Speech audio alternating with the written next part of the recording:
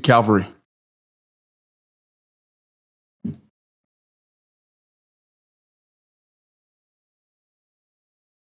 The cavalry came.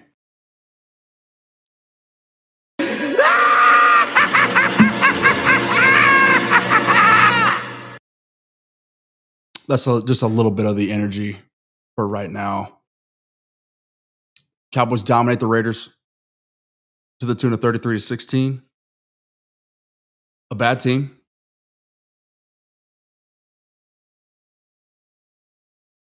And I know it's just the Raiders, right? So it doesn't count. Not allowed to be excited. But what about all the other bad teams that the Cowboys had faced off against this year? Went toe-to-toe with. Should have handled easily. Not necessarily just even bad teams. Quarterbacks.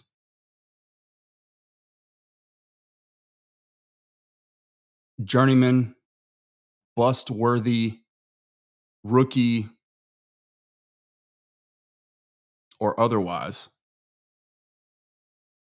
having career days against you.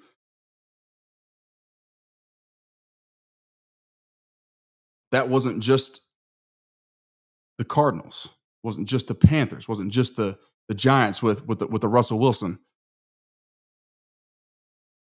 just the Raiders. But I was told that one player didn't matter. 2 players didn't matter. 3 players didn't matter. It was never about just one guy. It was about, okay, you should be aggressive spending draft capital to go and get a difference maker, a game wrecker, if you can so help it, regardless of where you think you are this season, if you think this season is lost or not, because it's not just about the trade deadline. It's about free agency. It's about the guys that you have coming back in-house who are getting healthy.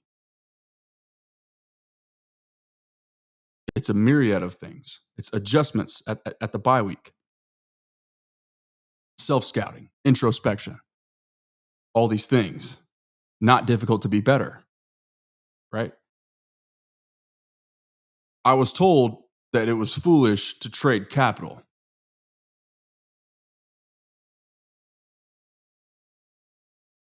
They played bad teams before the deadline and before the trade deadline happened. What was the difference between then and now? A couple really good players being acquired and or getting healthy. So now we're all on the same page. So once again,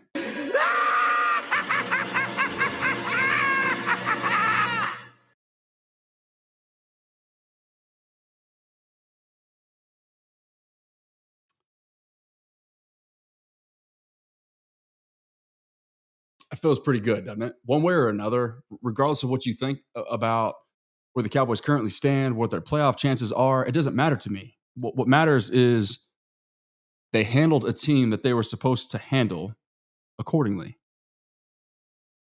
And they had fun doing it.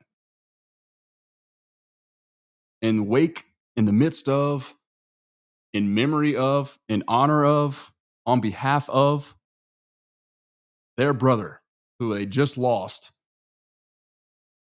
in a tragic event.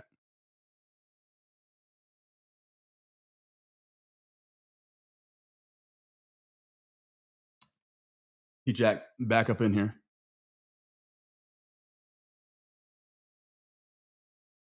Mr. Wheeler says, how about them Cowboys? How about them, man? So, a few things I want to discuss that just off top, kind of where my head's at, what I was paying attention to, what my thoughts are, Number one, Quinnen Williams studies Kenny Clark. And that's important because a lot of folks, when news of Quinnen Williams' trade acquisition occurred, were ready to send Kenny Clark off. into the sunset prematurely next year because you just can't possibly have 3 defensive tackles making $20 million a year. Most of Kenny Clark's contract, his guaranteed money was already paid up. And the Cowboys would essentially be able to cut him post June 1, pre June 1, whatever they choose, with really minimal reflection on their dead cap salary situation. Part ways with Kenny. Because that's conventional wisdom. That's how we're conditioned to think.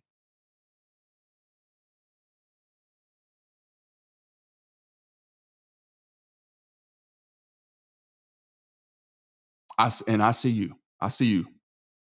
785. We're going to talk about it. Trust me.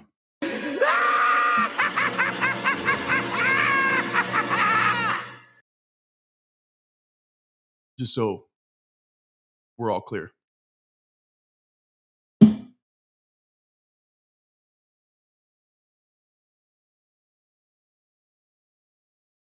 Quinnen Williams. He studies Kenny Clark.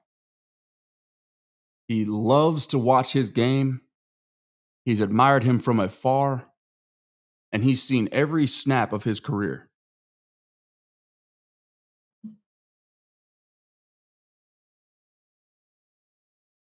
Allow me to play it for you real quick.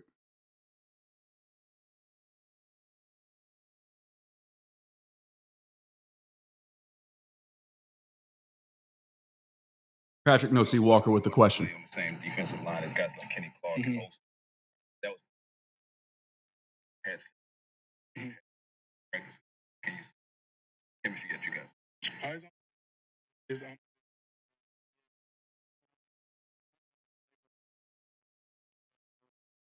Watching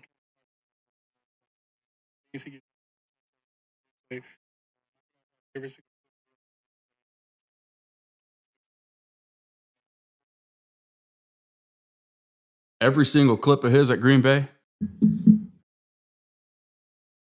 But since his guaranteed money is done, let's just go ahead and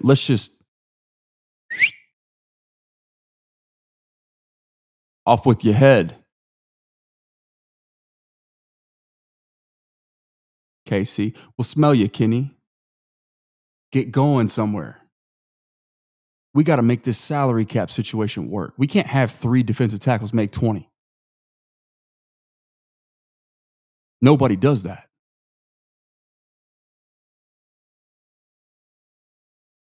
It's impossible. The salary cap would never allow it. Can't allocate that much money to one position that you think is irrelevant, that conventional wisdom suggests should be overlooked. But the Cowboys have done a really good job of overlooking. And as a result of said overlooking, have been embarrassed to the tune of multiple, quote, blueprints on how to embarrass a team. With Dak Prescott upright, that's a number 1 scoring offense in football. Micah Parsons, who is the most unblockable pass rushing presence in the sport, completely neutralized that team by making sure that they first must earn the right to rush the passer. Conventional wisdom suggests, based on APY, top of the market money, position by position, that the edge position is a significantly more valuable spot than the interior. You and I, us, here at the Lando Show, the Sports Below the Surface Truth for the True Fan, 85,000 and counting, have discussed for many years now. Not many years, but let's say multiple years.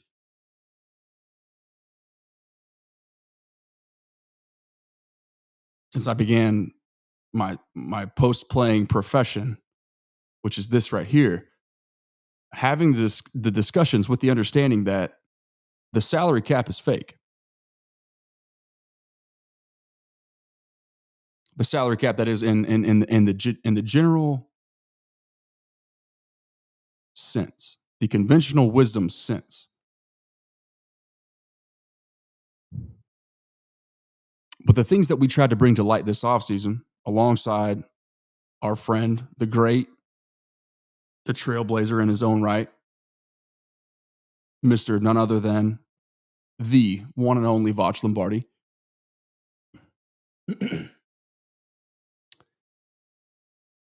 Discussing the ever-evolving pendulum that is the National Football League, in which trends, chess matches, conventional wisdom comes and goes every half decade to a decade or so, where offenses they go heavy, try to gain an advantage at the point of attack with physicality. Defensive coordinators and team builders, general managers, owners, they match. Okay. You want to play heavy? You want to run the football? You want to be under center? This is old school, right? Think back 80s, 90s, early 2000s even. Okay. So all of our linebackers will be 260 pounds plus. All of our edges will be strictly edge setting, run stopping presences. And our interior, of course, will be two gapping 330 plus pound one techniques. We're going to defend the run. We'll have two corners, 1 to 2 safeties, and everybody else will be our front seven will be at minimum 4 down linemen or 4 men on the line of scrimmage, minimum. Usually 5, especially in a 3-4. And our linebackers are going to know one mode, one speed, one direction, which is downhill, fit the run, and do nothing else. Okay, so the modern spread happens. Offensive coordinators counter. They say, you want to counter our physicality with physicality. We're going to counter your counter with now speed, with tempo, with space. We're going to make your 260 plus pound linebackers, we're going to make you guys cover. See if you can handle a slot receiver. See if you can handle misdirection and motion. When you can't key in on one direction, how effective are you? What do you do?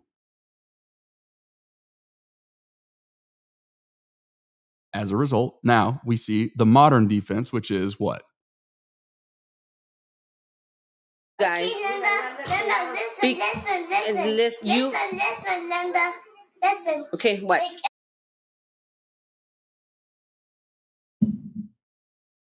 Salary cap. Salary cap is major cap. I see you, Swain. I see you preaching over here. The modern era of defense is hybridized bodies, linebackers that can play sideline to sideline, that can cover slot receivers and tight ends, edges that can drop into spot coverage, and 5, sometimes 6, in dime personnel, defensive backs on the field at any given time. Speed. Hybridization. Multiplicity within each personnel package. Safeties.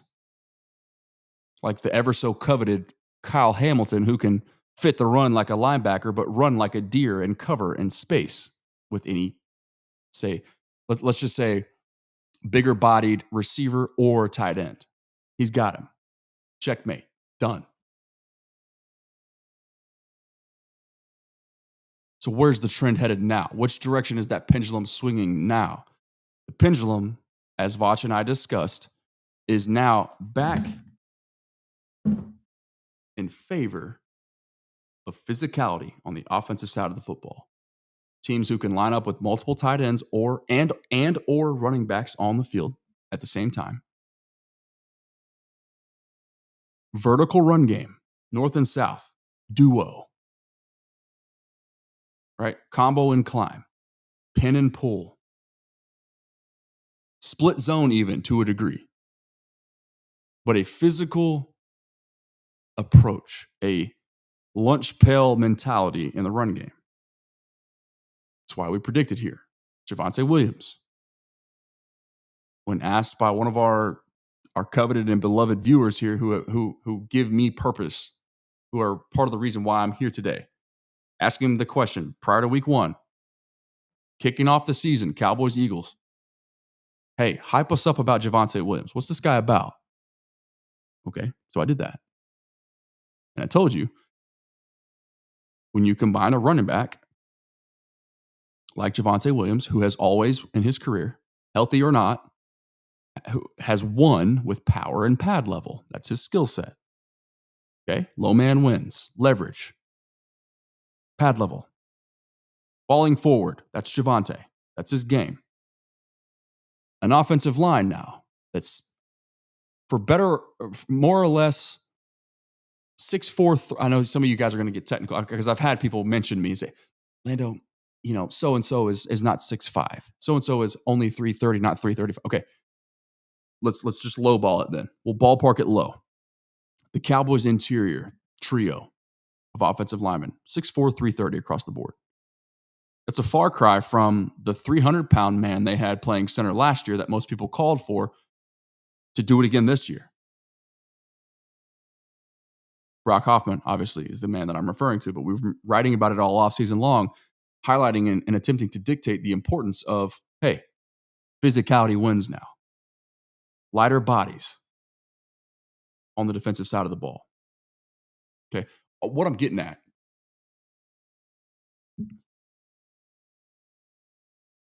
is Quinnen Williams' ability to be disruptive, to be a game wrecker, to command at minimum 2 bodies.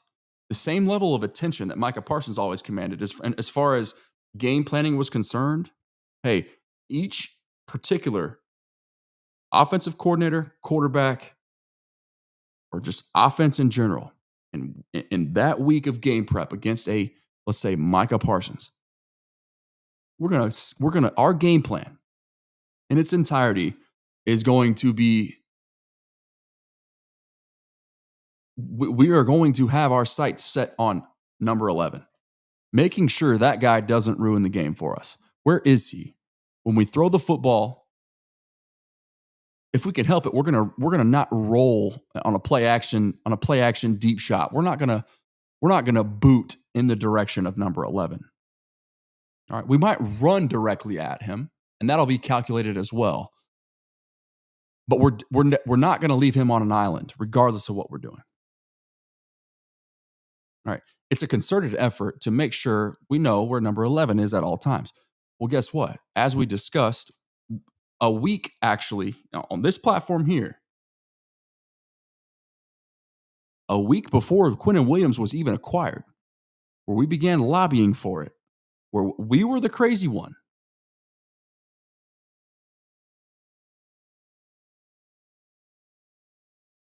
Explaining, trying to get people to resonate with why giving up capital now, regardless of what you think about this Cowboys season, is smart business.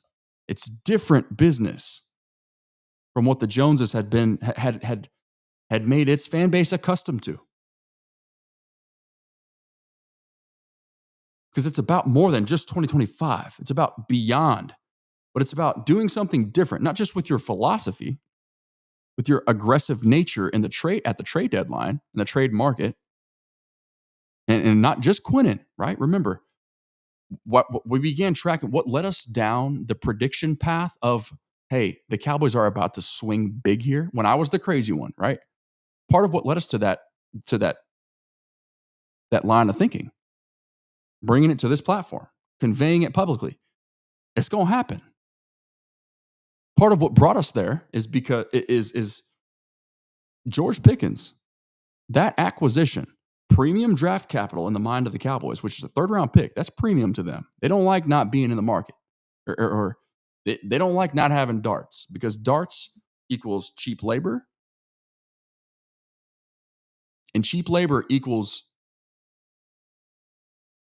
maximum revenue, net positive in their bank account. Free agency, in the eyes and in the reality of an owner or ownership or front office or general manager who is trying to win,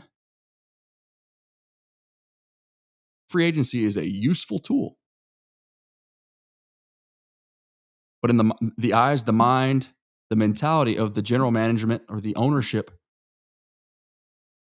who is trying to maintain maximum profit, free agency is not exactly a hot commodity. It's not at the forefront of your thought process. When your money, you're maximizing your ROI, your business, the brand of the Dallas Cowboys, free agent spending is money directly out of Jerry Jones and Stephen Jones's pockets. Signing bonuses, right? Much, much, much different from the salary cap, or when said signing bonus is actually reflected on the team's payroll. There's a lot of different things that we have to balance here, but what I want everybody to really consider, to think about here, is being able to disrupt a gap. Pressure from the middle is a different beast.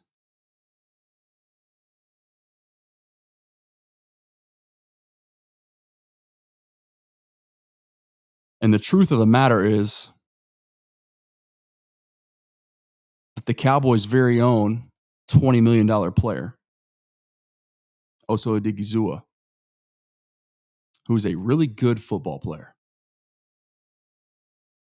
by the National Football League standards, a guy who most Cowboys fans are ready to part ways with because of the narrative. Let's just say a slightly misinformed narrative because of his skill set, what he does, what he is, who he who he depends on to really succeed. Osa's at his best when he's not the guy that's getting double teamed. He's a 3-tech.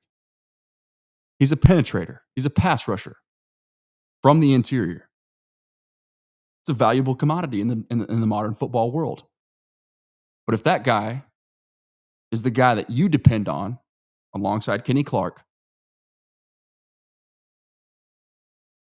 and Solomon Thomas, who a lot of people are going to quickly overlook or forget that that's been the most productive interior player for you this season, because he's the guy that's the most fresh. He plays the least amount of snaps. So naturally, he's going to be the most productive. Quinnen Williams now, the domino effect of everybody focusing their attention to the middle,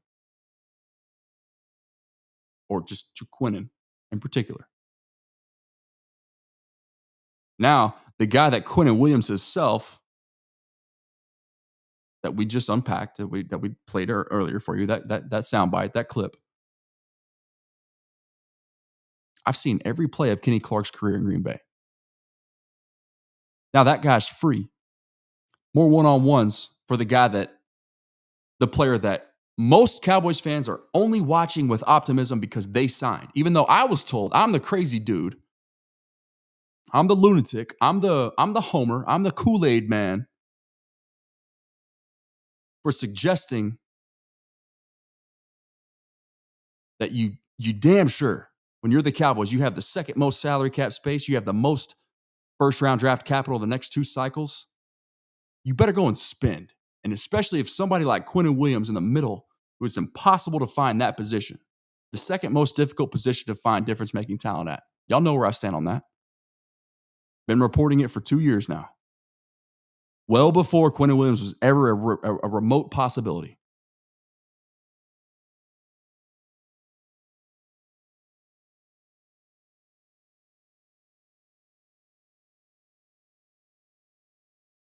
But now, Quinnen Williams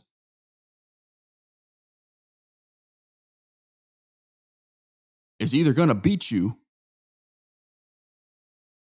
in A or B gap, shortest distance to the quarterback, by the way,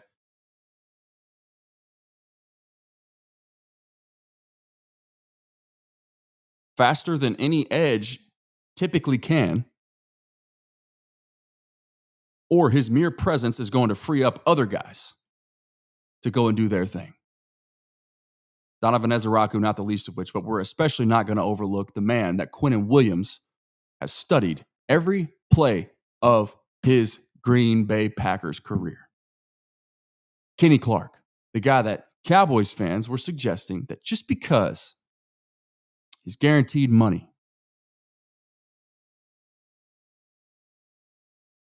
all that's accounted for.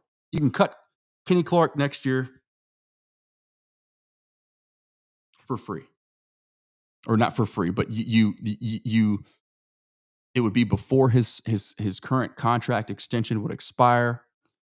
But because of the way that it was structured, cutting Kenny Clark before 2024. Let me pull it up for you guys, so just so y'all can all see. So we're all on the same page here. Okay, watch this. And I need to get back to the chat and answer some of your guys' questions, just to at least see what y'all are talking about. And I'll just ramble for about 10, 15 minutes right there. I'm just passionate about this topic, man. So hopefully you guys don't hold it against me. And thank you for being here, by the way. I love y'all so much, man. Seriously, for giving you guys giving me the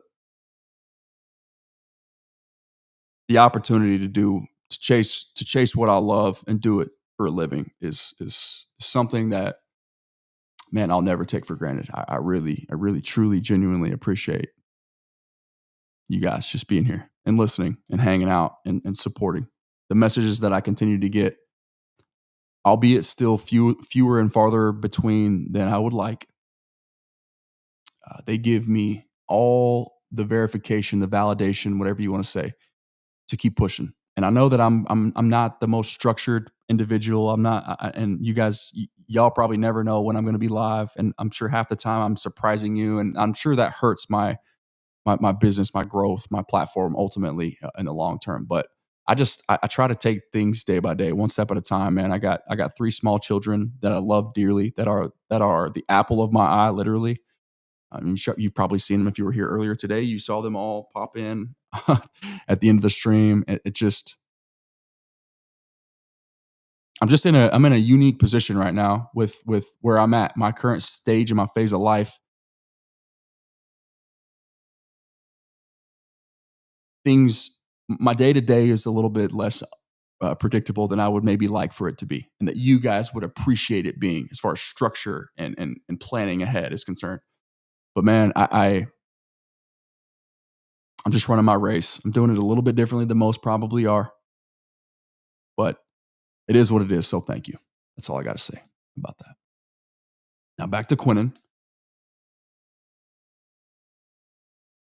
And if I'm gonna check the chat real quick, because this is where we've run into issues in the past. I'm working on the internet situation in the back in my studio here.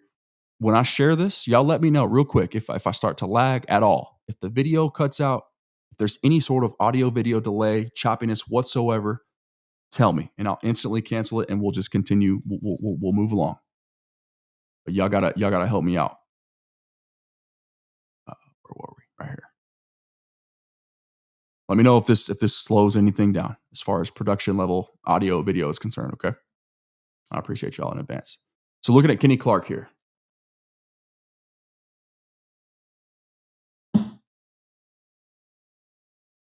Actually, I went to the wrong one. Let's go Kenny Clark over the cap, because that'll give you the pre and post June 1 figures. Kenny Clark, overthecap.com. So hopefully y'all can see this. Share this tab right here. These 2 columns, the 6 quadrants of red that you see towards the right of your screen. Okay. You see the 2025 cap number. So 2 boxes to the left, 2 columns to the left, 3 million. It's true. Kenny Clark is only costing the Cowboys about $3 million this year on their salary cap, on their financial situation, their accounting bill. $3 million. All right. Next year, to keep Kenny Clark, based on the way his contract was structured, his cap figure would cost approximately $21.5 million. He's, of course, extended through the 2027 season. So the year after that, 2 years from now, would also cost the Cowboys another $20 million on their salary cap. But where folks have been loud about this in lieu of the Quinnen Williams acquisition is, number one, you can't pay 3 defensive tackles more than $20 million a year. That's what they're saying. Okay, that's what the public is saying. And I'm not necessarily suggesting that I disagree, but I will continue to expand and expound upon my thoughts on why dominant interior D-line play is the pinnacle, the ultimate, let's just say, the most overlooked advantage that a team could have. Because of what those guys like the dominant ones, generally speaking, afford you the ability to do as a defense. You've got a guy in the middle of your defensive line who commands at least 2. You're freeing up more one-on-one opportunities on the edge and for everybody else that surrounds them.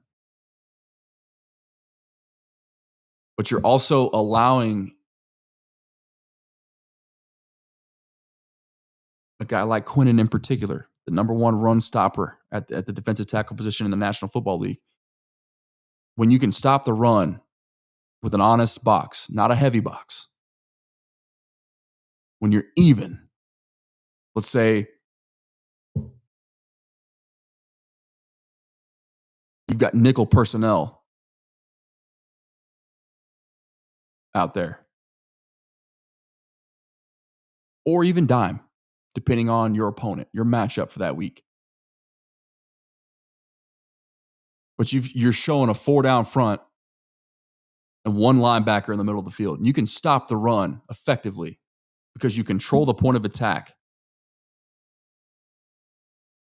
Because Quinnen Williams is now spelled by 2 other $20 million players in this league.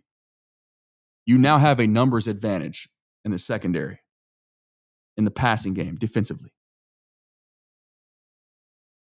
You're not all of a sudden out-leveraged and outmanned and outgunned in the passing game, the way that this Cowboys front or this Cowboys secondary had been because of their front prior to this matchup here, post-bye with the Raiders. They would have to allocate extra resources to defend the run, which would thereby reduce the amount of resources in the secondary to defend the pass.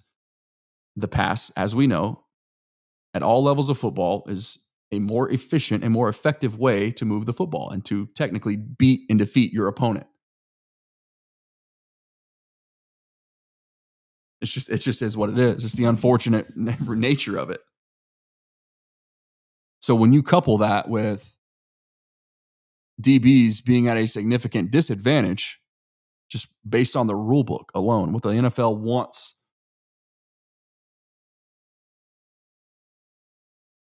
they want eyeballs and excitement and high scoring affairs because that's more attractive to the casual viewer.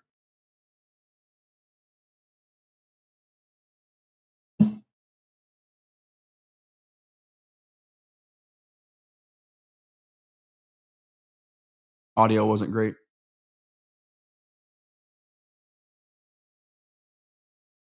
Ooh, that was a long time. Okay, that was quite a few. That was a while ago. Y'all, if the audio is still cool, y'all let me know. Let me stop sharing this for now, just so y'all can see me a little bit more clear.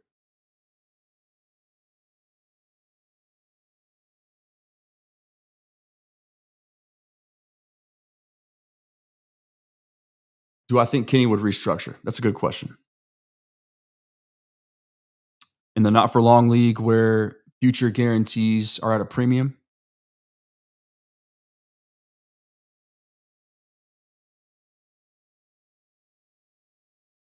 And especially Kenny Clark being the family man that he is enjoys living in Dallas, feels freed up, and now has the best interior counterpart of his career to play with. And that's with all due respect to Devontae Wyatt over there in Green Bay. I'm sure he's going to be having some fun. So the answer to your question is maybe. They get ahead of it now. If the Cowboys are proactive,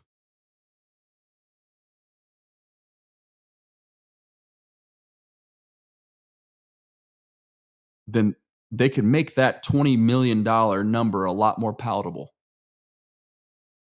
Because yes, technically, in theory, Kenny Clark could be cut. And future guarantees could dissipate significantly. Or they could have conversations, respectful ones, where they get ahead of it now. He just resettled into Dallas, relocated his family from Green Bay. That's a big life switch for a man with young children and a loving wife. Can't remember if Kenny Clark has one or two, but I know the one child that I'm aware of for sure is like a 3-year-old little girl. Something along those lines. Less than 3 years old, right? Then sure, I could see that being the case. But it's got to be respectable. And at the end of the day, it doesn't matter, really, because whether they're able to come to some sort of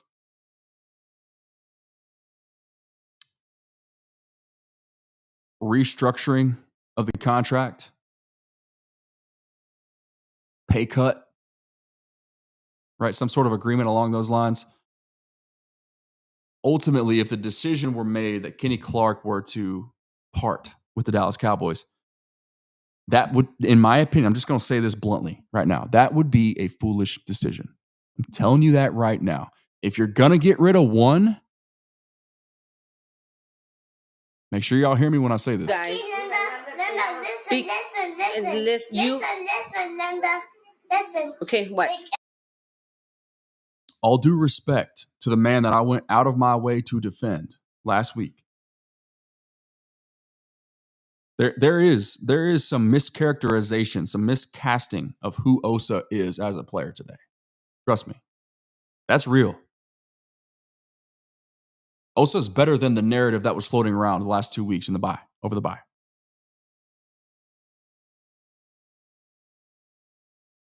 But if you're parting ways with one or the other,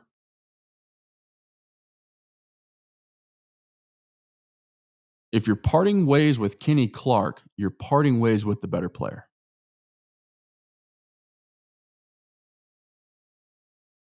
Hopefully, y'all hear me. You're smelling what I'm stepping in on that front.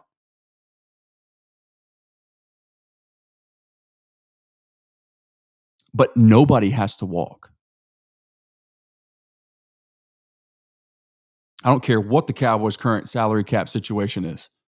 Osa Odigizua doesn't have to not be a part of their equation next year. Kenny Clark doesn't have to not be a part of their equation next year. Kenny Clark is the more realistic departure in this situation, this conversation that we're having right now. He makes more sense because you wouldn't have to accrue or eat any dead money. Also, you just extended, so you would. There's guarantees still in play. So you obviously, you can't cut Osa, but you could trade him. If you absolutely had to, that's what should happen. Kenny Clark should be a member of this team next year, no matter what. That's what I'm getting at. All right. So let's cut that. Let's kill that right now. All of us, all 18 of us in here. Let's make sure Kenny Clark is a Dallas Cowboy in 2026. Because he should be. And you'll be better off as a result of it. Okay? Yeah, we like our guys. That's what you're saying. Tired Cowboys fan. That's what you're saying. And historically speaking, listen, hear me out now, okay? Y'all know I'm always going to do the best I can to give it to you like it is. Part of what led me to, hey, Quinnen, Jeffrey Simmons, Max Crosby, why I was so convicted about that, as the lunatic, right, in Cowboys media, it's me, yet again, until I'm proven right yet again, because my process is sound. My research, my due diligence, my breadcrumbs, my tea leaves, the questions that I ask, the people that I speak to, if I don't know something, the homework that I do, the work that I put in for you guys, because y'all deserve it. The sports below the surface truth led me down the path of, hey, George Pickens is a real possibility here. Lando, you're a loony. Boom, George Pickens is a Cowboy. Who would have thunk it?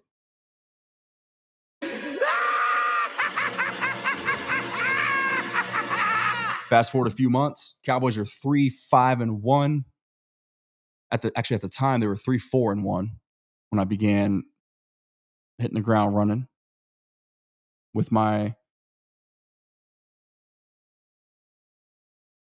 1 to 3 man army takes, drawing my sword against the masses, most of which, or many of which, let's just say, I don't know if it was most, but many of which from within my own fan base. Those are just the people that I interact with. So obviously they're going to skew my perception a little bit. And I don't mean that in a bad way. Obviously, I just mean a lot of people amongst Cowboys Nation, they didn't like what I had to say about the trade deadline. What led me to that conclusion? To where 2 weeks before he's actually acquired, I'm talking about what would the Cowboys defense with 2 other $20+ million D tackles look like if Quinnen Williams or Jeffrey Simmons were added to the mix.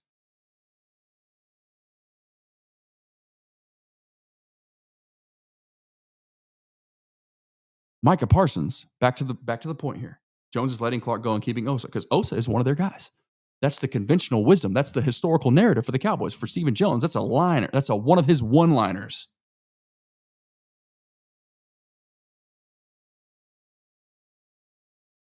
That Catboy loves to present us with. Damn!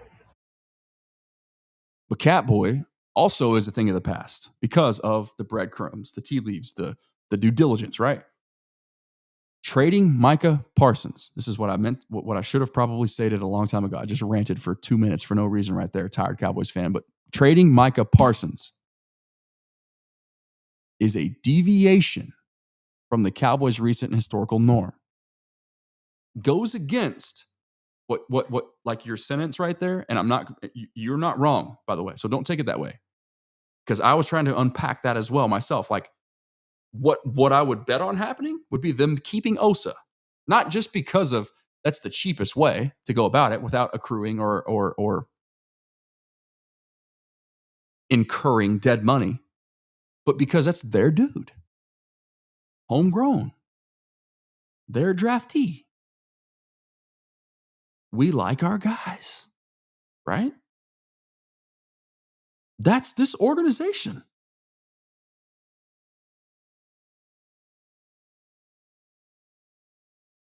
Until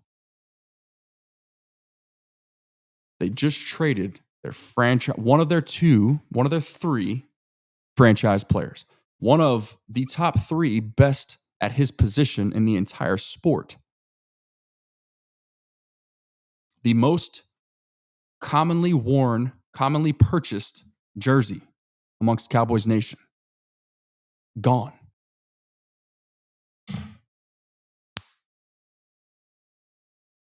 Just like that. Blink of an eye. See you, Micah.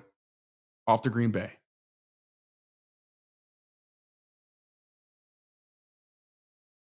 That didn't make y'all stop and think for a second? Y'all didn't hesitate? They just traded their best player? What?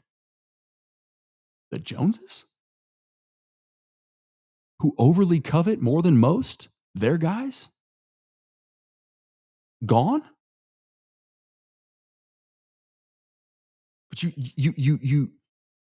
you became a prisoner of the moment. You let the headlines get the best of you. You let people like Bill Barnwell, who I took it upon myself to call out, a national media reporter for ESPN, and actually a really sharp mind, if we're being totally honest and candid, a guy that I respect quite a bit. Love his perspective. Usually pretty good. But I've got a video dedicated to him, Mr. Bill Barnwell.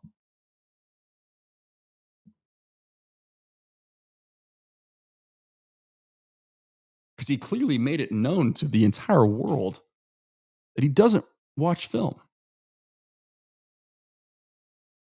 Or at least in this case, he didn't. He was unfamiliar with Quinnen Williams' game. It's on my profile. You can go find it. It's on every platform. I was that passionate about it. Gave the Cowboys an F, the trade for Quinnen Williams.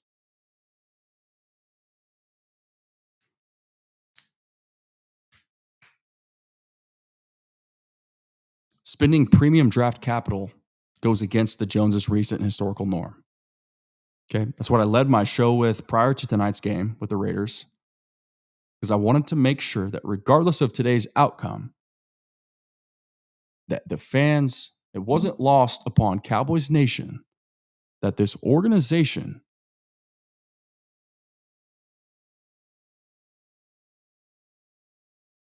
for quite a stretch of time now, and we have been reporting it and unpacking it here, right here.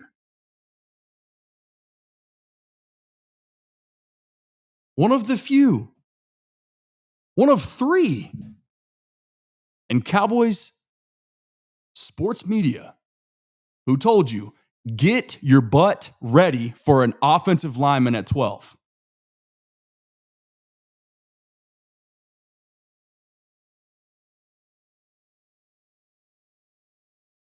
Little man Lan. Me. Get your butt ready for a splash receiver edition. Me. Little man Lan here.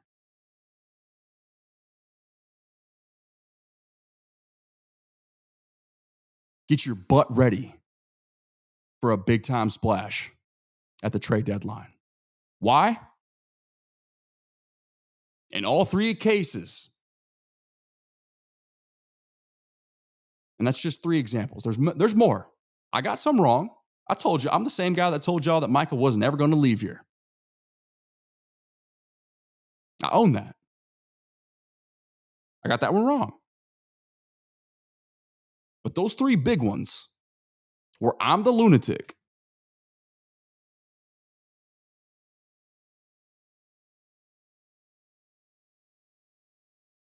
deviation from the norm.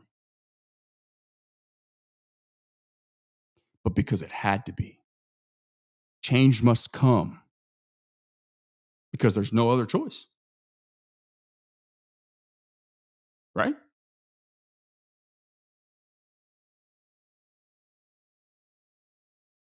You can't waste an offense like this. But even if 2025 fails, even if it was destined to fail, even if it was never a chance, if the odds at the deadline were zero of you making the playoffs, which they weren't, you still go and get Quinnen Williams. And we ain't even mentioned Logan Wilson yet, who, by the way, is going to be another a very fun player. Just get ready for it.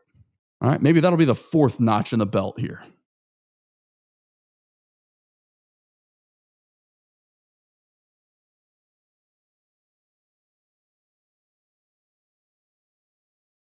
The fan base should take solace, should take pride, should sleep well, knowing that regardless of what ensues in the coming weeks with these difficult matchups that, yes, are inevitably coming, we've known about it.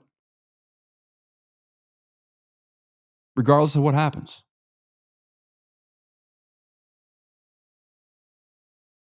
this organization has been telegraphing since long before the Quinnen Williams acquisition even, that they actually really are doing things differently. They are disobeying their recent historical norm.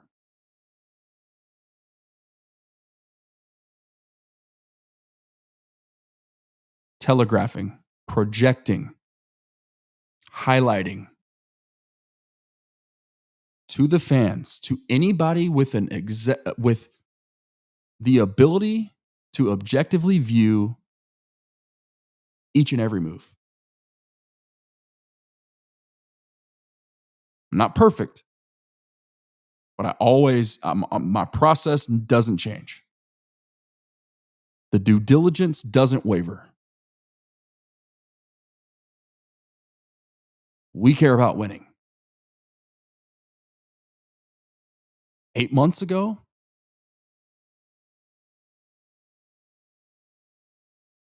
and by the way, Brian Schottenheimer plays a role in that discussion. Let's not overlook that component, because that's real too.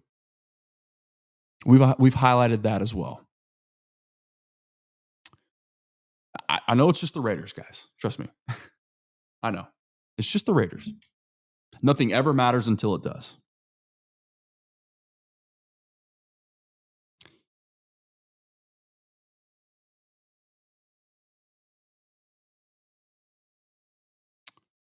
Quinnen Williams is a problem. And the only person that should be surprised, that maybe wasn't ever to begin with and was just looking for, some attention, is Bill Barnwell. And I don't hold that against Bill. I don't. But I do have a problem if people like him double down on their thought process that was clearly flawed, clearly wrong, clearly misinformed, misguided. That's when I have no other choice but to speak up. It is what it is. Other things that we should mention before we close.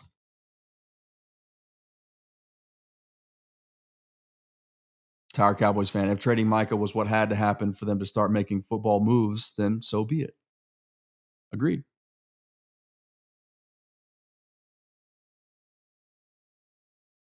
You taking Micah?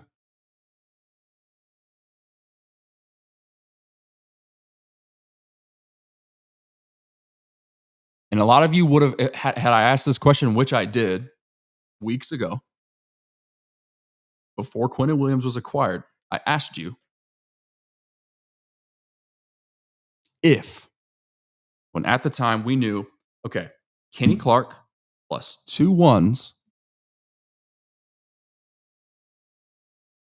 or Micah, which one are you taking? My answer was I'm taking the Kenny Clark side, undoubtedly, because I had a feeling that some of that capital was going to get spent at the deadline regardless. So it was Kenny Clark plus another tier 1 player plus still hanging on to at least one of those first round picks. And guess what they did? They got another tier 1 player, the best run stopper in football. The guy who is going to be a more prolific pass rusher once again, now that he is under the tender loving care of Aaron Wycott. I'm going to show you guys a clip in just a second. Don't let it get lost on us.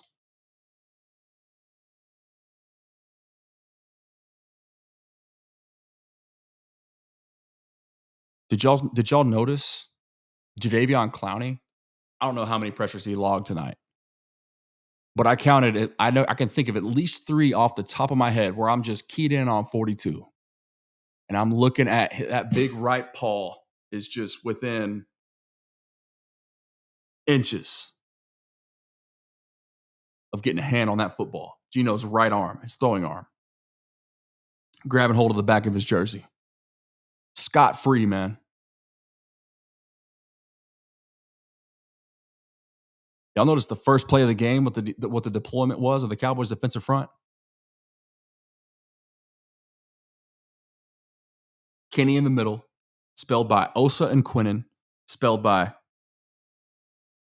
Jadeveon Clowney and Donovan Ezeraku. That's going to be a problem for even the likes of the Philadelphia Eagles and the Detroit Lions. Eagles, by the way, next week are going to be without one of the most important players, one of the perennial professionals in the last almost 2 decades, going on 2 decades roughly. For the better part of the last 2 decades, let's say it that way. Lane Johnson got a Liz Frank sprain. Gonna sideline him for the next 4 weeks or so. I wouldn't put it past Lane. I mean, that's a dude that you never count out. But I actually texted one of my lifelong friends and who's also a diehard Eagles fan. I said, I have a football crush on Lane Johnson. That's how legit I think that dude is. The availability, but just the proven production week in and week out, man. Dude doesn't miss.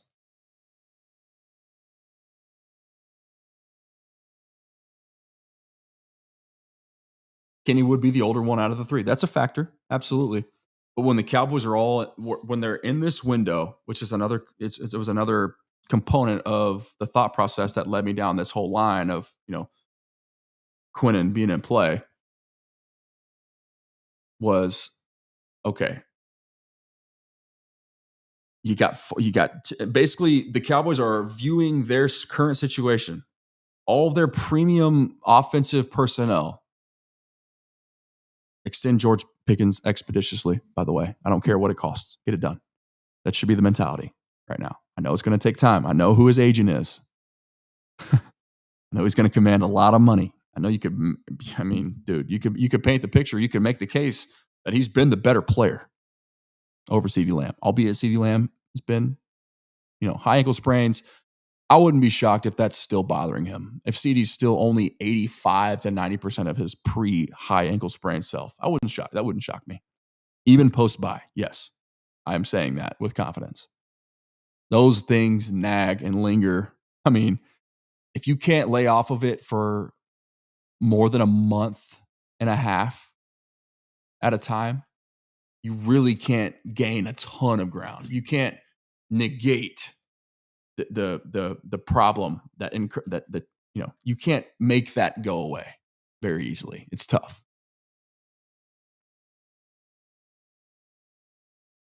But there should be no reason why the Cowboys aren't proactively, because listen, George Pickens is getting more expensive by the week. So they should already be having those conversations, and I bet you they probably are. Let's look at the Cowboys' current salary cap space. Not that it matters, because y'all know the salary cap, to me, cap hell is a myth. Let's just see where they're at right now.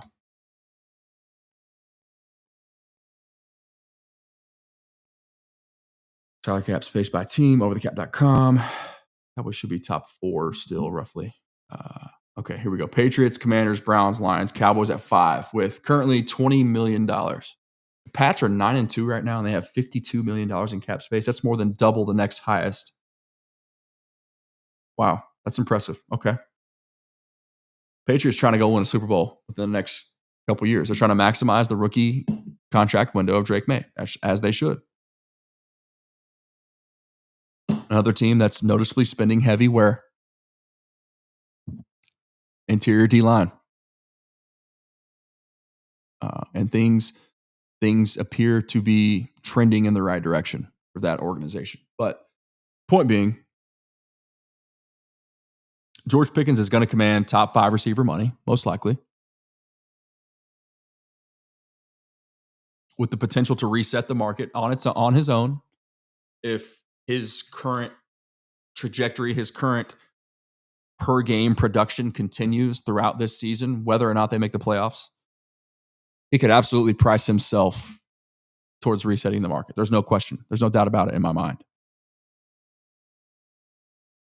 We wrote about how this marriage was perfect. For his skill set relative to what Dak Prescott has proven to do over the course of his career, match made in heaven. And sure enough. But no reason not to get that one done. It was cool to see Ryan Flournoy. I'm just going to rattle off some more of my thoughts here before we get out of here because we've been talking for quite a while. And then the last one, don't leave. Please don't back out of this chat before you hear me say this because I think it's very important. And it plays into what we're up against next Sunday with Philly. Something that occurred to me that I believe very strongly in, a calculated effort for the Cowboys to make the Eagles think a little bit. We'll get to that in just a second. But Ryan Flournoy, it was actually brought to my attention mid-broadcast. I posted a side note to one of my main caveats, the point that we're going to make here in just a second. Ryan Flournoy, coming of age is fun. A physical player who plays with effort in the run game and clearly pays very close attention to the details. Him rallying to that loose ball and wrestling it away earlier on the 33, referencing Javonte Williams, when he was down by contact, but technically fumbled, right? Or where there was a loose ball. Okay. Ryan Flournoy was the man that wrestled to that. He didn't give up on the play. First of all, he was hustling through the whistle, made an effort, laid out, corralled the loose ball, and wrestled it away from one or two other Raiders defenders, who very easily could have swung the momentum of that game had Javonte Williams not been ruled down by contact and or Ryan Flournoy not being the player that he is, the physical dude that wins with effort and attention to detail. Because that's just the reality. That's the nature of the sport. When you're not equipped with elite or premium draft capital, right? You got to earn your way onto the roster somehow. The most common way for a guy who's either, undrafted or lowly sought after, somebody like Ryan Flournoy, to make an impact, to be a difference maker, to make the roster, is to prioritize effort and physicality first. A thing that we love to discuss and disclose here on this platform is something that's critical for me, especially as we cater to, like, the pendulum swings back in favor of physicality for the offense, is receivers have to bring much more to the field, to the game, to their team than just receiving the football. It's Brennan Marion's philosophy when he was back at the University of Texas, another team that I cover alongside Inside Texas. What you do as a receiver without the football determines how much you love your teammates. Okay? In other words, another way to contextualize that thought process is, I like to also say, offensive linemen block first downs. Receivers or skill position players block touchdowns.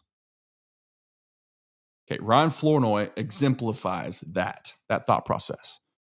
So to see him catch a touchdown pass, I think the second or third of this of the season so far for him. Not exactly sure on that front, but I know that was for Marshawn Nealon, who, like I said, it was brought to my attention that was his best friend on the team. He and Marshawn were very, very close. And Ryan Flournoy, after the game, I don't know if you guys stayed around long enough on the television broadcast to spot. Flournoy walked over there, grabbed the 94 jersey that was hanging on their sideline throughout the game, and he just held it up.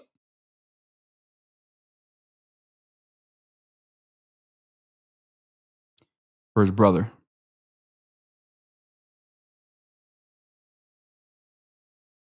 who's no longer with them, you know?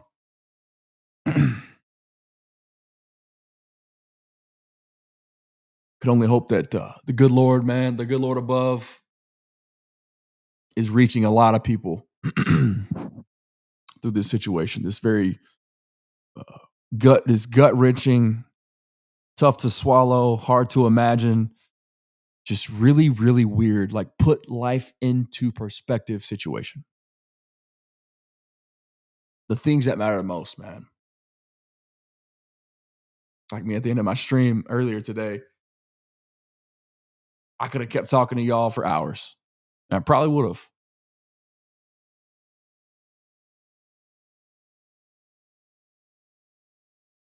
But the three most beautiful children in the whole world walk into my room.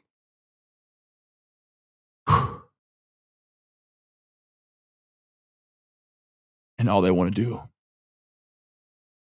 is see their dad.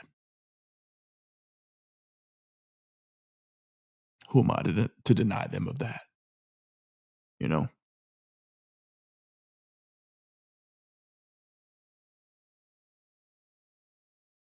Our God is good, man. I've been praying hard for a lot of things. Working on me. Working that I would be used according to his will, his purpose, which is ultimately, in my opinion, the expansion of the kingdom of heaven. I'm as imperfect as they come. Had a tough conversation with one of the youth pastors at church that I currently attend with my family, and that I plan on attending for a very, very long time. It's my home away from home. It's my family. And those are some of the things that we talked about. Just what our purpose is, why we're here, you know. And I know what mine is.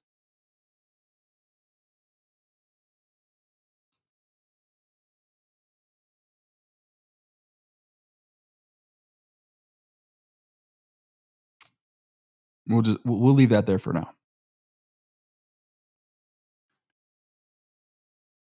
Hopefully you guys know too. The way that I sign off every show for the last 2 years and change should be hopefully it shines a little bit of light on that. But here's what regroup. Here we go. Thank y'all for sticking with me. That was tough. I didn't expect that, but it happens. It's okay. Really proud of that moment. Let me just show y'all. Might as well just show it.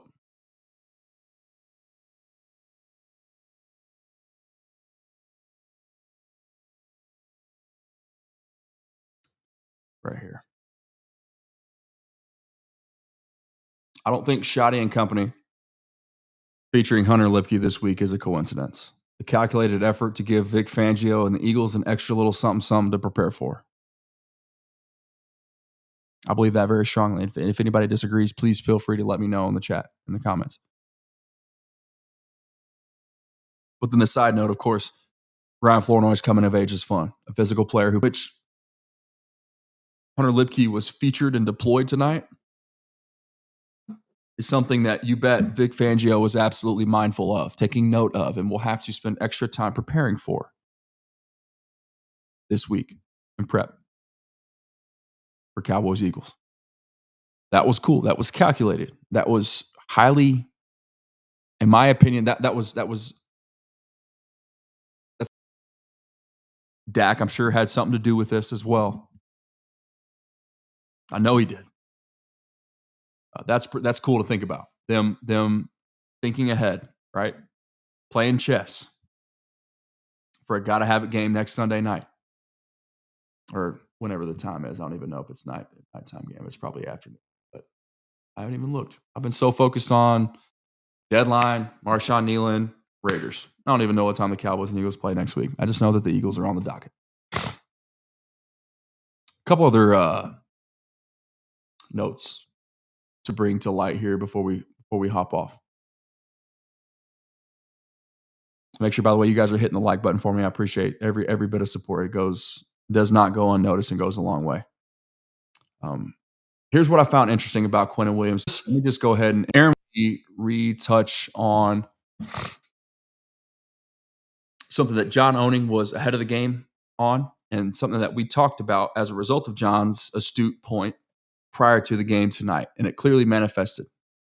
Okay. The minor technical adjustment that could springboard Quinnen Williams back to being a premier pass rusher on the interior again, alongside being the game's best run stopper. John Owning and Cowboys defensive line coach Aaron White-Cotton were all over this one. Take a listen. Holy cow. It's really cool. But John Owning brought something very, to me, it's in depth, it's astute, it is sports below the surface. Aaron White-Cotton clearly fighting for one of his guys, a guy that he has a history with, a recent, very productive history. Quinnen Williams' most productive pressure season was with Aaron White-Cotton as one of his coaches over there in New York. And John brought something to light that there was a screenshot that John posted of Quinnen. Basically, just think of a high rear end. Okay, think of a track sprinter, somebody in a 3-point stance on the blocks, ready to get out the gate. Think about Usain Bolt, how his body is. Okay, hands down, one leg, his legs are stacked. Whatever you want to call it, staggered stance, weight forward, and then head is down with your center of gravity still kind of high, like your butt's rear end up. That's an explosive get off. Butt low, your tendency is to stand straight up before you play with better pad level and leverage and go this way. The screenshot that John Owning was trying to highlight to you guys, playing the run better than he has. Maybe because he's so technical, he's so powerful at the point of attack. If he's standing, like if he's not firing off, trying to penetrate with a penetrate mentality, which that's the mentality that Aaron White-Cotton coaches with.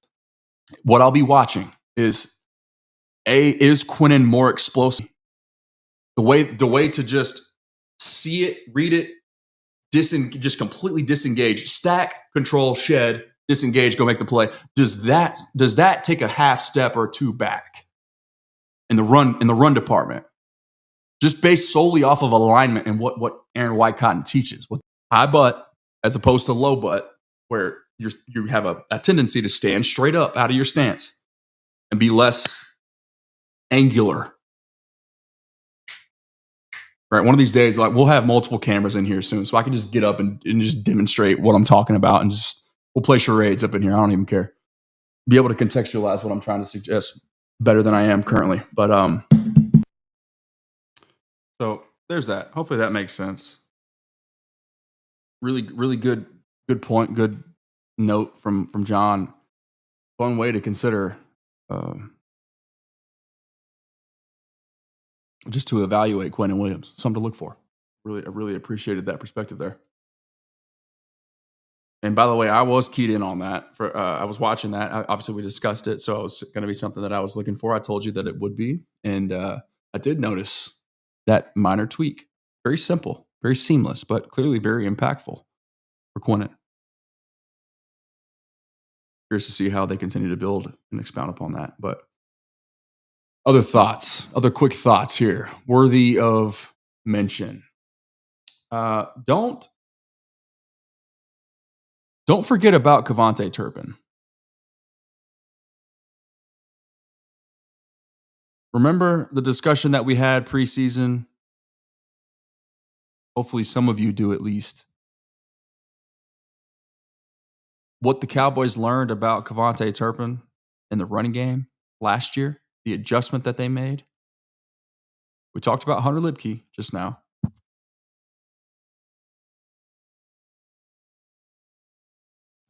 Don't forget about Kevontae Turpin impacting this Eagles game too. Just going to put that into the ether and let that marinate for a little bit. You can Google what that adjustment was, and you can see it statistically, but also in film form on my platform at The Lando Show. You just Google Kevontae Turpin and my name, my handle. It should pop up for you. Quick but fun and intriguing listen. I can only hope. I really enjoyed the work that went into that production. So hope that you guys feel the same way, of course. Other thoughts? We're let me get back here. Hold on one second. Got them for you guys. Don't worry about it.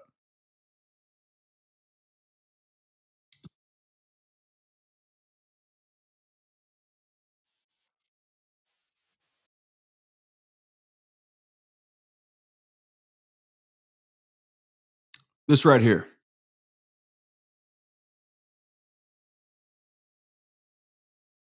Third and 6. 5-man pressure, press coverage, know where the sticks are, squat. This is how you football. Deron Bland had one hell of a football game tonight, y'all. But it was nice to see Matt Eberflus. And this tweet looks like it doesn't want to load. I'll just explain to the best of my ability. 3rd and 6, man. Deron Bland knew exactly where the sticks were. Matt Eberflus dialed up a +1 pressure. They sent 5 as opposed to 4. But they got into the face of their opponent at the line of scrimmage. Now that tweet wasn't loading for some reason. I'm not sure what happened there. But hopefully y'all can see that, or at least you did. Deron Bland right up in the face of Brock Bowers, disrupting the timing. Even if you redirect Brock Bowers by a half step, that half step could be the difference in 2 things. A, one of your clearly elite interior pass rushers getting home, or just a misfire, a miscalculation. Geno Smith throwing the football where Brock Bowers is supposed to be on a timing route or a back shoulder ball of any sort. All of a sudden, because you're a little bit more confident, you're a little bit more aggressive, you're going against who you are, Matt Eberflus, letting your man cover corners be man cover corners and allowing the back end to marry to the front end. Right? I had the same bicker all season long, not just with the Cowboys, but with my Texas Longhorns as well. Critical moment in the Georgia game this past Saturday. I pulled a clip live in real time that's gone, I don't even know, 250,000 views or so on Twitter right now. But I pulled the clip in real time. NASCAR package. Colin Simmons. A top 5 overall draft pick off the edge in the 2027 class. So not this coming draft, but the one after. He's a sophomore, true sophomore. Ethan Burke, an undoubted top 2-day draft selection off the edge. Brad Spence, highly productive player off the edge. Lance Jackson. In other words, the best pass rush core in the entire country. You got 4 edge body types, all as your technical, not down lineman, because only Ethan Burke was the only one that was technically down. But it's the NASCAR package for Texas, right? Trey Moore is in the discussion as well at the second level. But he's an extension of the rush. You've got the NASCAR package up front, trying to dial up and generate pressure quickly. Get Gunnar Stockton off of his spot. Make him panic from the pocket. Force an errant throw. Get a deflection. Strip sack. Something. A havoc play. A tackle for loss. A strip sack, even. Or just a pressure to force an errant throw. Something along those lines. Critical 3rd down situation. I've got the best group of 5 pass rushers in the entire country all on the field at the same time. 8 yards to go. But every single one of my corners in coverage are 10 yards off the line of scrimmage, bailing beyond the sticks, as opposed to getting into the face of their opponent, disrupting timing, allowing your NASCAR package to be NASCAR, marrying the front end to the back end. See, we think of complementary football as fans, analysts, or otherwise, media members. We think of complementary football as, okay, offense in conjunction with the other 2 phases. But each phase can also complement itself from within itself, if that makes sense. Why deploy a 5-man front if I'm giving up free releases and easy completions? Sorry, not a 5-man front. A NASCAR package with your 5-man front. What's the purpose? All you got to do is get the quarterback to hesitate for a split second, and you got a real good shot at getting home. 2.5 seconds or less.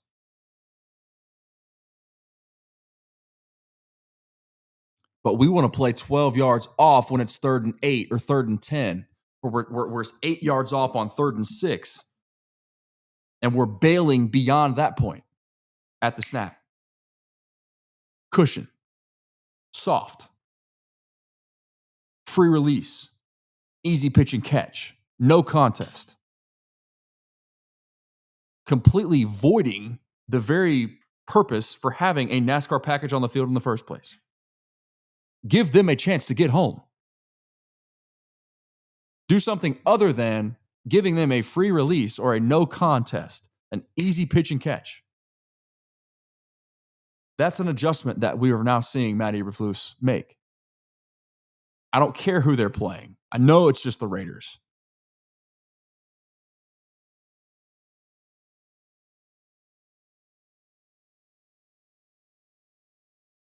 You made an adjustment, and you gave your pass rush a chance. So that was encouraging. You know what else is encouraging?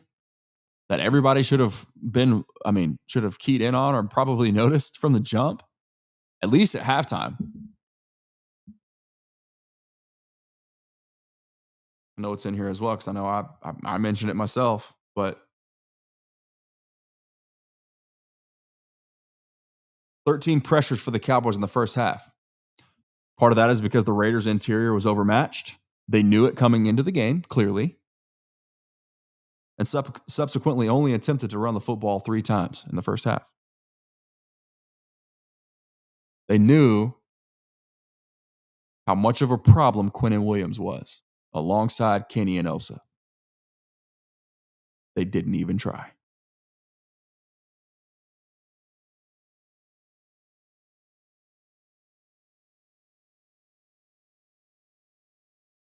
The first play of the game defensively for the Cowboys featured all 3 $20+ million DTs, spelled to the edge by Jadeveon Clowney and Donovan Ezeraku, as predicted, situationally.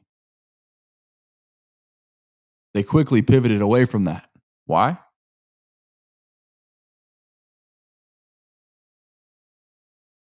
Because the Raiders had no interest in trying to establish the run. Because they couldn't. They knew they couldn't. Their game plan, even despite investing first-round draft capital, top 5 overall draft capital in Ashton Genty,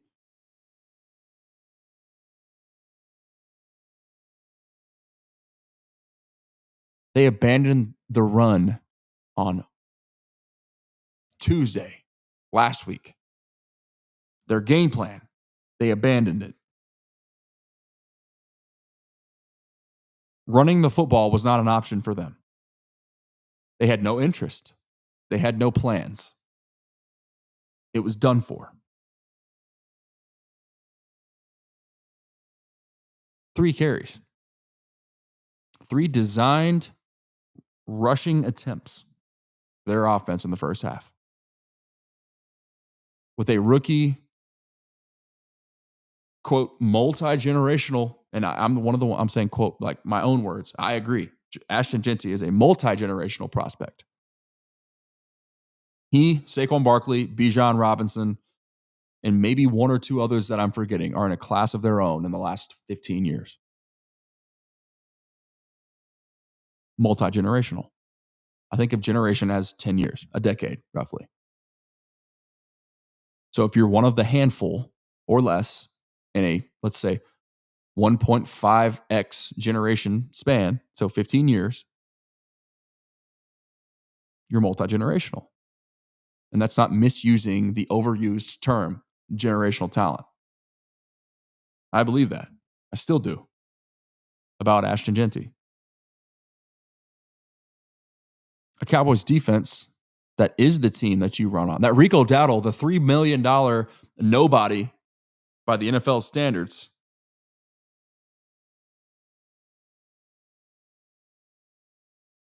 The defense that dude that you kicked to the curb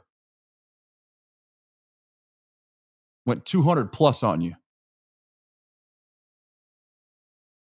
That teams have routinely, not just this year, but recent history for the Cowboys, their biggest matchups, their most significant losses.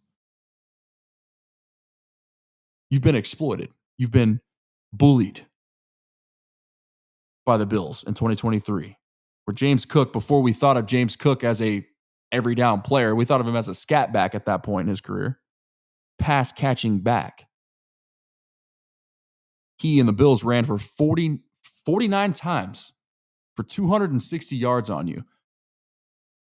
And that was even despite pulling the e-brake halfway through the third quarter. It could have been 400. That's how overmatched you were. And now a team that tries to play, that wants to play. If you know anything about Pete Carroll, you'll know how he's wired. You'll know why Brian Schottenheimer and he had their disagreement, their philosophical differences. The let Russ cook era of the Seattle Seahawks. Pete wanted to run the football more. He still does. He wants to run the football more. They want to play 3 linebackers on the field, base personnel, complementary football, ground and pound, old school, physical. That's Pete Carroll. Play defense, run the football. Don't turn it over. 2 years old? 74 years old? Oldest head coach in NFL history. That's who he is. But they abandoned the run in their game prep. All because you got a guy named Quinnen Williams on your team now.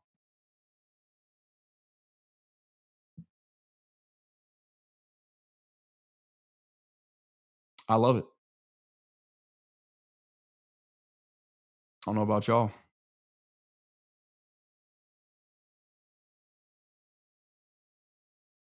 I'm sure there are other things I'm forgetting to mention, other players that I have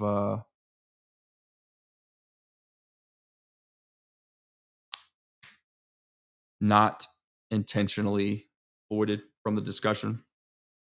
Some other interesting things that I noticed, just keyed in on, like schematically, philosophically, some peel back blocks.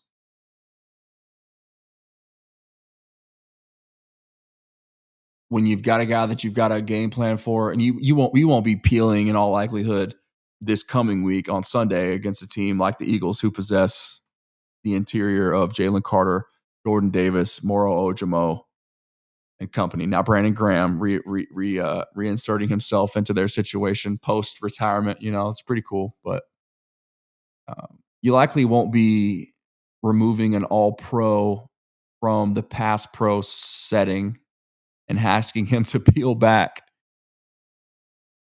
to make sure you get an extra body allocated to the edge, in this case against Max Crosby. But that's a layer, a nuance, it goes to show you what goes into certain play calls that you spent the first 2 quarters or so setting up for a play action deep shot design like that one, where you're peeling an all-pro left guard all the way to the opposite side, to the weak side, the boundary side of the formation where Max Crosby was lined up against Terrence Steele. And you're chipping him, peeling a left guard all the way back across. It's like a split zone behind the line of scrimmage, like 10 yards as opposed to 2 with an all-pro 330-pounder. Technically and essentially chipping Max Crosby. It's a cool concept, man. It's a fun design to watch. Big 73 just turning his back to the defense and keying in on, like with just bad intentions, finding 98, seek, hunt, destroy. But it just goes to show you the links that coordinators have to go to prepare for and to allocate Reese's, I sound pretty good right now, resources for stopping game wreckers like Max Crosby. And now, in the Cowboys case, like Quinnen Williams.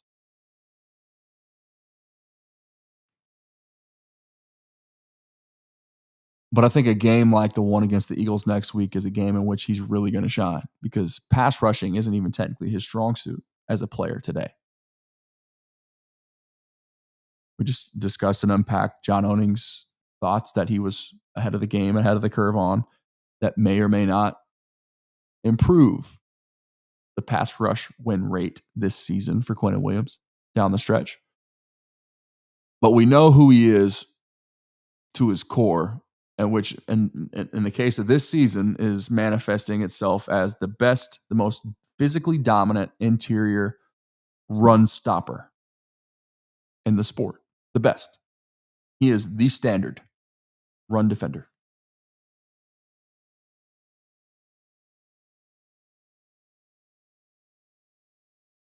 And we know Jalen Hurts ain't going to stand back there in the pocket and progressively pass his way to victory against you.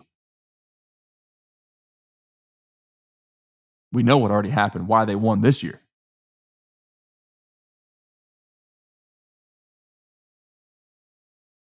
He was losing contain, rush lane integrity,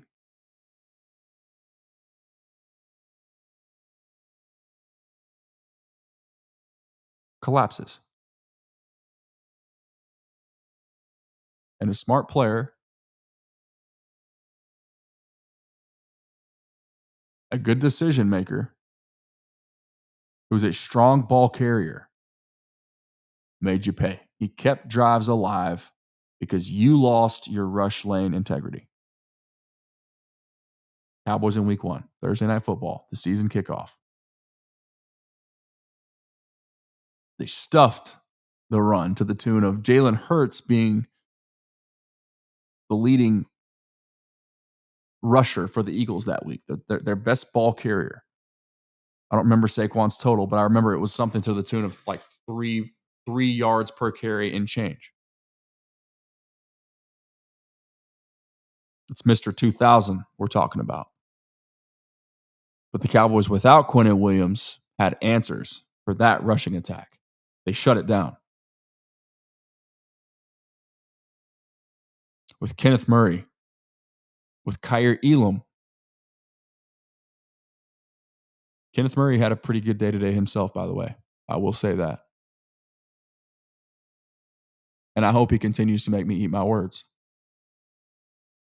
But I also am very confident mentioning that don't be surprised. It most likely should be, if everything that I know to be true based on what I've seen this year is real, and I'm honest and objective about it, 55 will be replacing 59 on a more frequent basis, and maybe permanently as time goes on. We'll see. But Kenneth Murray looked pretty good today. Still some moments where I thought didn't drop to enough depth in zone coverage. especially as a guy like him who doesn't necessarily, his skill set isn't precedented. Like, he's not a premium cover man. He's at his best when he's pursuing downhill. If and when he can make a decision on time, it's pretty good. But he just too frequently gets caught, gets stuck thinking. And tonight, there are a few different occasions where I'm sitting there, I'm like, dang, 59, just drop to 2 more yards of depth, and you're catching that right at the top of your, like, high point in that, like it's just a layup to you, interception, going the other direction. Logan Wilson getting to enough depth, having the prowess in the pass game, turning and running. I think it was Trey Tucker, mind you, who's a dude who lacks zero in the explosivity department. I have something like a piece of fuzz stuck on my nose. If y'all see me keep going to my nose, it's like out of my peripheral vision. Anyway, Logan Wilson flashed there in that moment.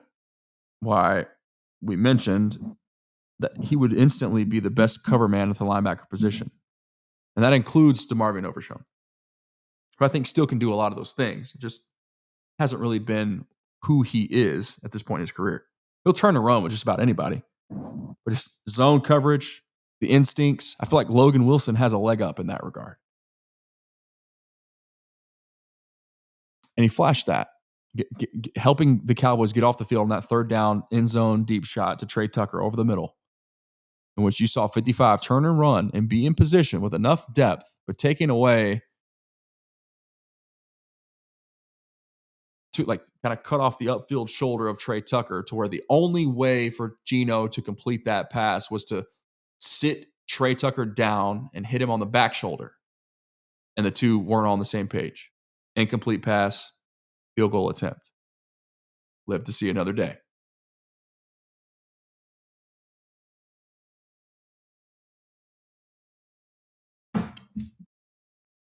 Not enough words to describe George Pickens, the player that he is, clearly. I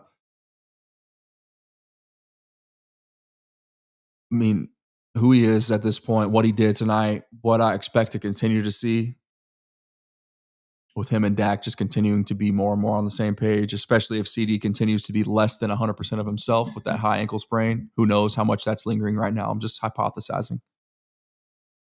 George Pickens, man, it just really goes without needing any extra verbiage from me. Like, you guys can clearly see how impressive he is. And if you still can't, just consider what I meant to mention earlier today in the pregame show about Savone Revel Jr., a guy who, by the way, looked really good in his own right. Saw him real sticky on, once again, another very explosive player in Trey Tucker, a guy who's not easy to run with.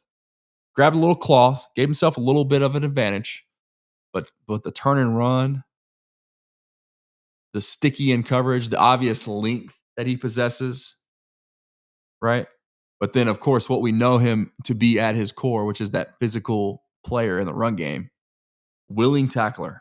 It's fun to watch. I'm excited about Savone Revel Jr. What he mentioned with the whole iron sharpens iron, I forget who asked the question, so forgive me on that basis, but the iron sharpens iron discussion, somebody asked him a question about, like, what's it like? What is your level of preparation for a game like this when you're making your debut, your NFL debut, but you've gone against and repped against guys like CeeDee Lamb and George Pickens all offseason long?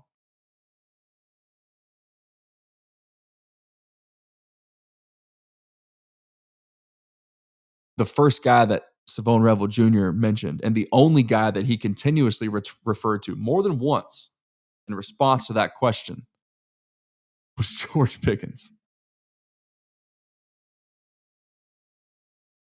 And maybe that has something to do with his ramp up phase being with that, we know, when CD was less than 100%. So perhaps that's why. I'm going to be fair here. I'm not going to suggest that Savone Revel Jr. was insinuating that George Pickens was a tougher cover than CeeDee Lamb or a better player. But that's what he inadvertently said. It was George who was at the forefront of his mind when asked the question of, hey, how does this Cowboys skill position, this receiver personnel, how have they prepared you for this matchup and for your NFL career? Right? You've seen that tandem, that dynamic duo. There's nothing that you can't be prepared for moving forward. You've seen it all at that point. It's hard to be better.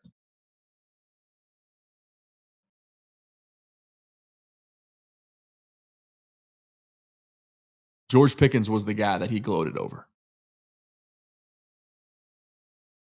Take that for what it's worth.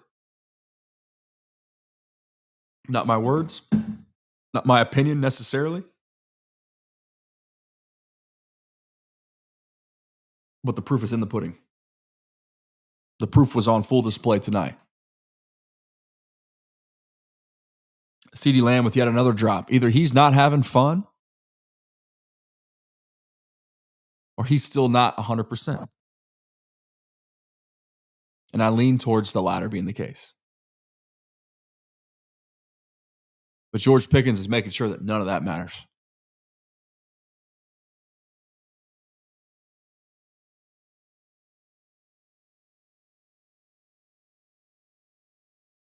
Any other questions? Any other points that should be discussed or brought to light before we sign off? Y'all let me know.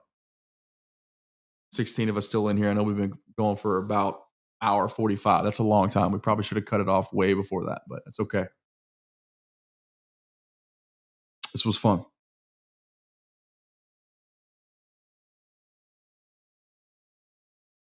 All right. If no questions, comments, or concerns are coming through, Sandman says, thanks for picking me up when I'm down, Cowboys. Hey, man. Stay the course with the Horns. Who knows what happens? If you handle A&M with the final to the tune of what the final score was reflective of the Georgia game, you handle A&M to that same degree after beating Arkansas, who knows? You see a first 3-win team enter the playoff discussion. They need some help, of course, but don't forget how recently removed from mediocrity at best the Texas Longhorns football program is. Don't forget about that. That's all I'll say for you right now, Sandman. Hopefully that helps, brother.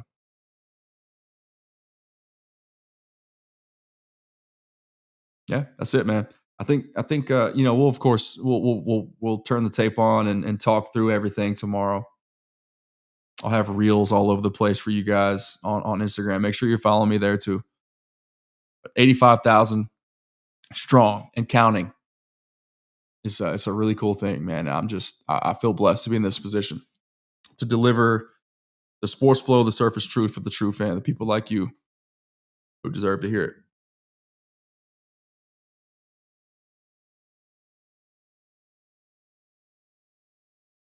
All right. With that, remember, prayer changes things, y'all, and the war is already won. I will talk to you guys tomorrow.